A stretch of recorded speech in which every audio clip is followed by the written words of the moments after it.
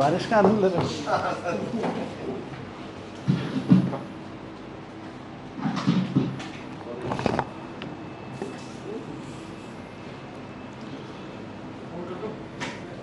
गुजरात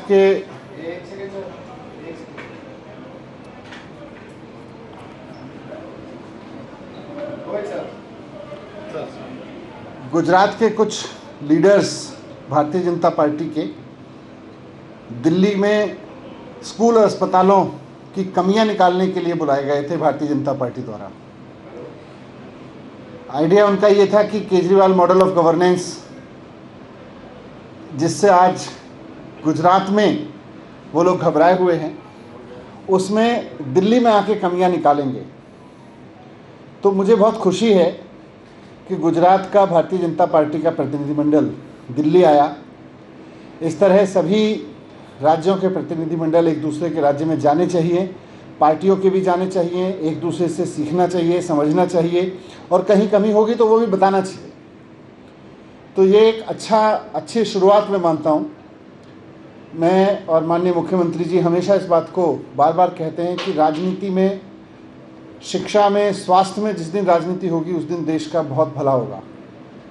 राजनीतिक पार्टियों को, सरकारों को हमेशा दूसरी राजनीतिक पार्टियों, दूसरी सरकारों के काम से सीखने समझने को तैयार रहना चाहिए, और हमको भी एक सरकार के रूप में, एक राजनीतिक पार्टी के रूप में इस बात के लिए हमेशा तैयार रहना चाहिए। और हम तैयार हैं कि देश की किसी भी पार्टी के, देश की किसी भी सरकार के लोग आएंगे तो हम उनको अपना काम बताएंगे, उनके कुछ ऑब्जर्वेशंस होंगे तो उसको भी समझेंगे, समझाएंगे।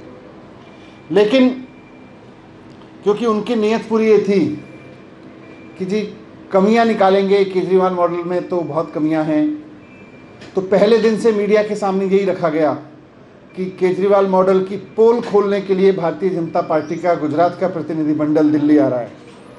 मीडिया के सामने इसी तरह से पेश किया गया उस पूरे प्रतिनिधिमंडल को। उसमें कुछ पूर्व विधायक, कोई पूर्व मंत्री, प्राइवेट स्कूल चलाने वाले लोग, प्राइवेट कॉलेज चलाने वाले लोग, इस तरह के लोग थे।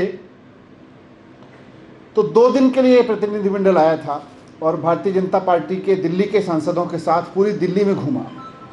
बीजेपी के सांसद उन विचारों को लेके पूरी दिल्ली में धक्के खाते रहे कि कहीं तो कोई स्कूल ऐसा मिलेगा, कहीं तो कोई मोहल्ला क्लिनिक ऐसी मिलेगी जिसकी खामियां हम रख के जाएंगे गुजरात में कि साहब देखो केजरीवाल जी के मॉडल में स्कूल इतने ख़राब हैं, अस्पताल इतने ख़राब हैं, मोहल्ला क्लिनिक इतने ख़राब हैं।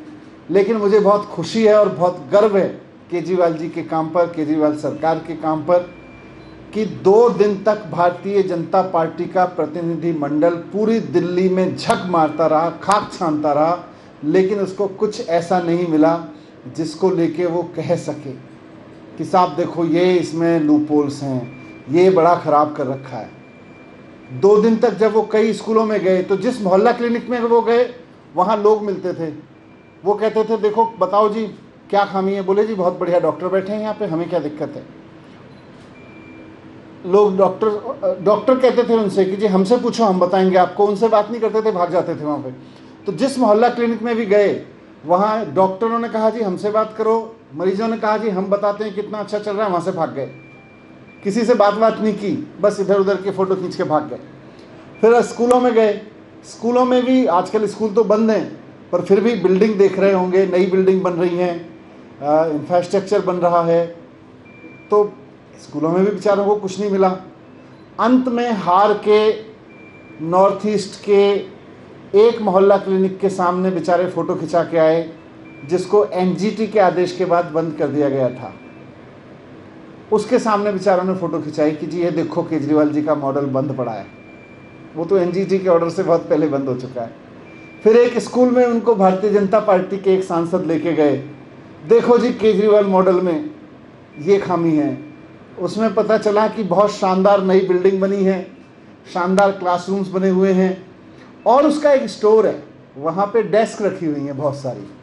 बेचारों को वो कुल मिला के स्टोर मिला दिखाने के लिए कि देखो जी एक स्टोर जैसा है। अरे स्टोर में गए तो स्टोर ही मिलेगा ना, स्टोर तो स्टोर जैसा ही होगा। उसके बाहर निकलते ही उसी स्कूल की शानदार नई बिल्डिंग, उसी स्कूल के शानदार नए क्लासरूम।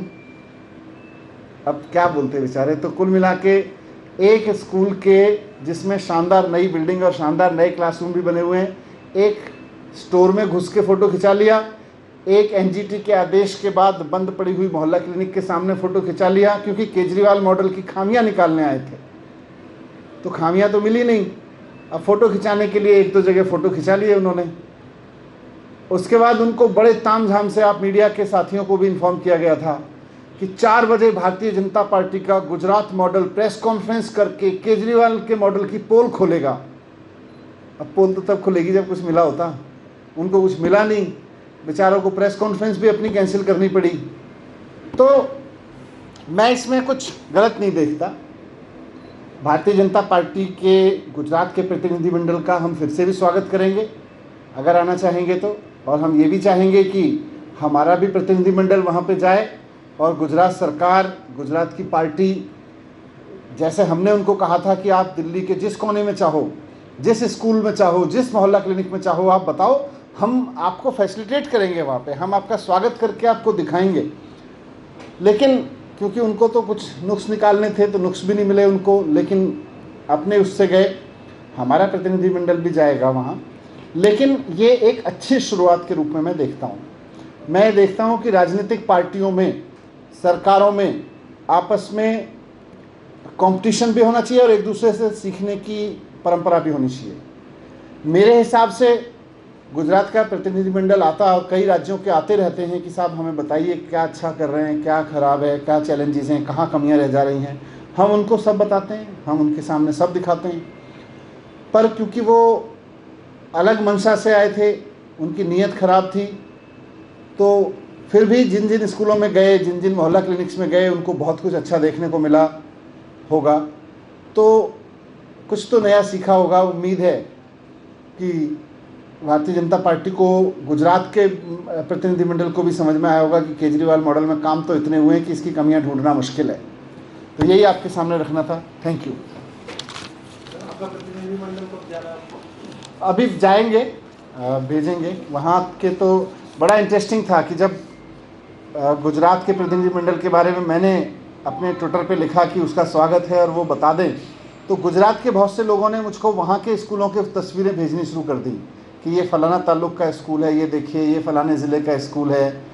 तो खूब सारे अलग अलग ज़िलों से मेरे पास भी बहुत सारे फ़ोटो वहाँ के लोगों ने भेजे कि देखिए साहब, ये लोग अपने स्कूल तो ऐसे कर रखे हैं और वहाँ कमियाँ ढूंढने गए हैं। पर ठीक है, कमियाँ निकालने की बात नहीं है, बात यह है कि एक दूसरे से सीखें। तो मुझे पूरा भरोसा है कि गुजरात का बीजेपी का प्रतिनिधिमंडल जो कमियां निकालने आया था, कुछ देख के इंस्पायर ही होके गया होगा। सर, कुछ अधिकारियों पर सर कार्रवाई हुई थी जिसके अंदर शिकायतकर्ता आम आदमी पार्टी के विधायक खुद थे। कल डीटीसी के भी कुछ कर्मियों को सीबीआई ने रंगे हाथों पकड़ा है, मामला रिश्वत का है। तो कुछ अरविंद केजरीवाल जी की पॉलिसी इस मामले में बहुत क्लियर है, ज़ीरो टॉलरेंस। कोई भी अधिकारी, कोई भी मंत्री, कोई भी विधायक, कोई भी पार्टी का कोई व्यक्ति 1 रुपए की भी कहीं से कोई बात करते हुए पकड़ा जाएगा। तो अरविंद केजरीवाल जी तो खुद इस पक्ष में है कि उसको उस पद पे नहीं रहना चाहिए। मानसून ने दस्तक दे दी है, दिल्ली में क्या तैयारियां हैं कि वाटर पंप की बात हो या दूसरे जो रोड मैप तैयार किया है, कौन से पॉइंट ऐसे हैं जो बहुत ज़्यादा वल्नरेबल हैं, उनके बारे में एक बात है। जितने वल्नरेबल पॉइंट्स थे उन सब पे काम किया गया है। कुछ पे इमीडिएट काम हुआ, और पिछले 2-3 साल में भी आपने कई जगह देखे होंगे कि जैसे मिंटो रोड जैसे बहुत वल्नरेबल पॉइंट्स होते थे हर साल, पिछले साल भी हमारे पीडब्ल्यूडी डिपार्टमेंट ने उसको हैंडल किया और बिल्कुल वहाँ कोई प्रॉब्लम नहीं आई। इसी तरह से आईटीओ के सामने जो चौराहा है, आईटीओ में डब्ल्यूएचओ के सामने, उस पर भी बहुत बड़े पैमाने पे इस बार तैयारी कर ली गई।